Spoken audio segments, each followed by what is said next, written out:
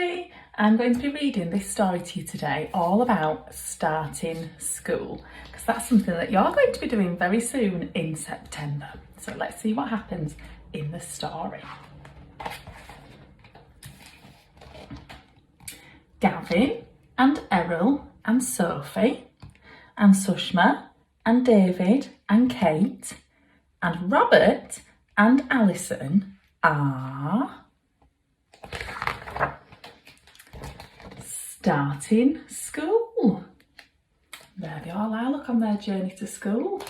Some people are coming in the car, some people are walking with their grown-ups or with their brothers or sisters or friends.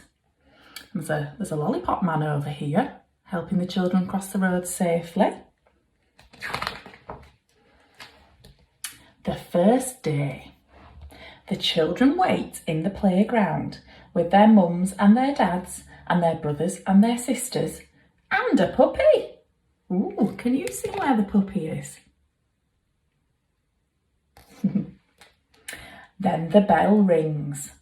Oh, now at this school, there's a bell, which is a noise that you hear when it's time to go inside.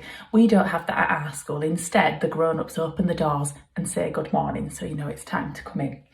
And we're not allowed puppies outside at our school either. Would be quite nice though, wouldn't it? Gavin and Errol and Sophie and Sushma and David and Kate and Robert and Alison go into school. And they meet their teacher. There we go, so they're all going in. There's their teacher, look down here, the big smiley face. And that will be me. I will be your teacher, so I will be there with a big smiley face on your first day at school. They hang their hats and coats in the cloakroom. Then they have a look at where the toilets are and where they need to wash their hands as well.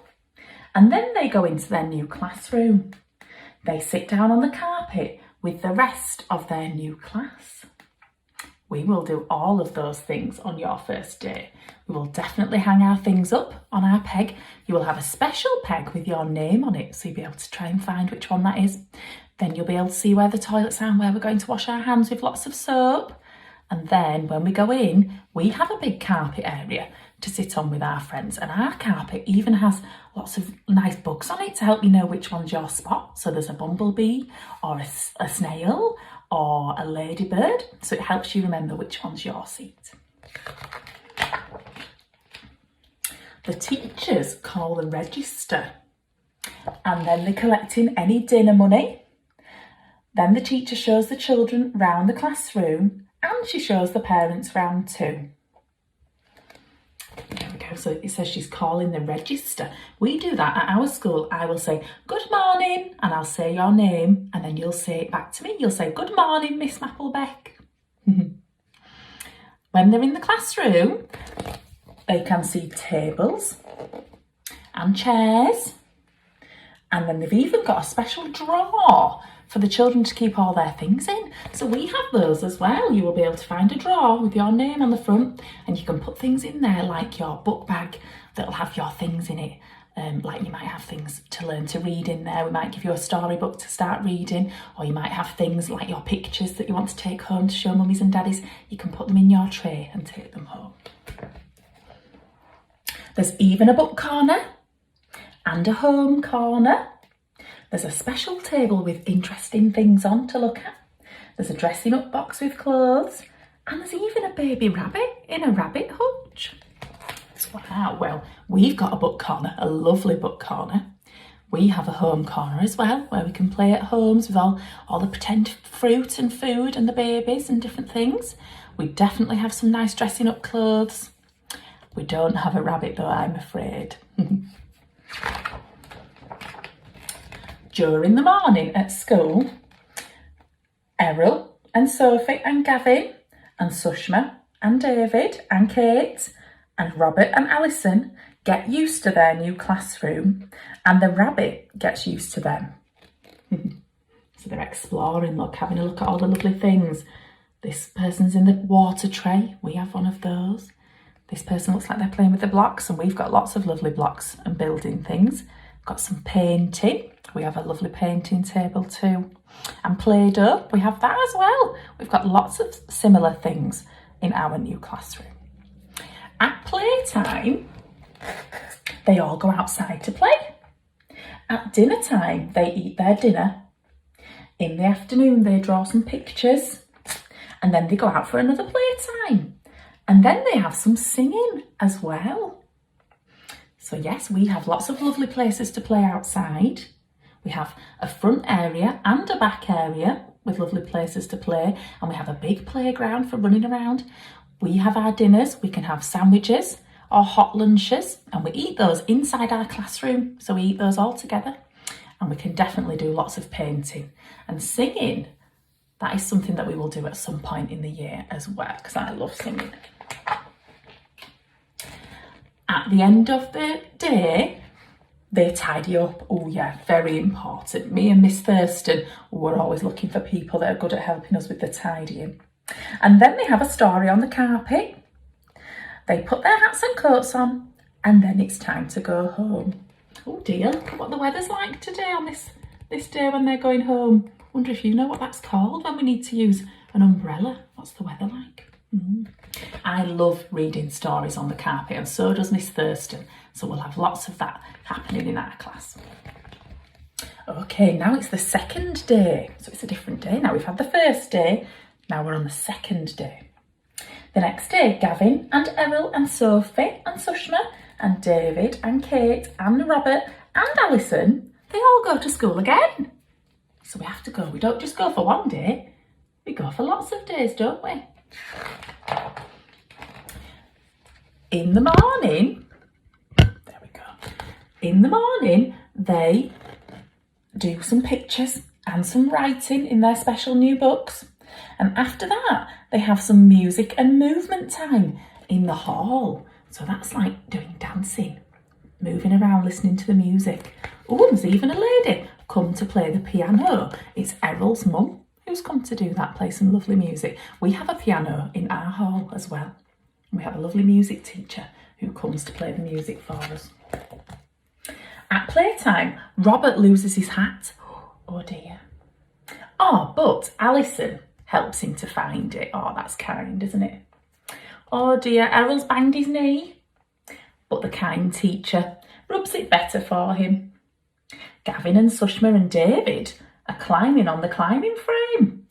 That looks like good fun, doesn't it? And here we've got little Kate. She's having a think about doing the climbing. I think she's not quite sure today, but maybe she'll have a go tomorrow. In the afternoon, the children make some models. They show them to the head teacher. They have a story on the carpet, and then it's time to go home. That's another thing that we like to do, is making models using all sorts of things that we can recycle, like cereal boxes and yoghurt pots and different bits and bobs that we can use to make a nice model. And there we are, look, they're on the way home again. Got their coats on and back at home having their tea, I think, there.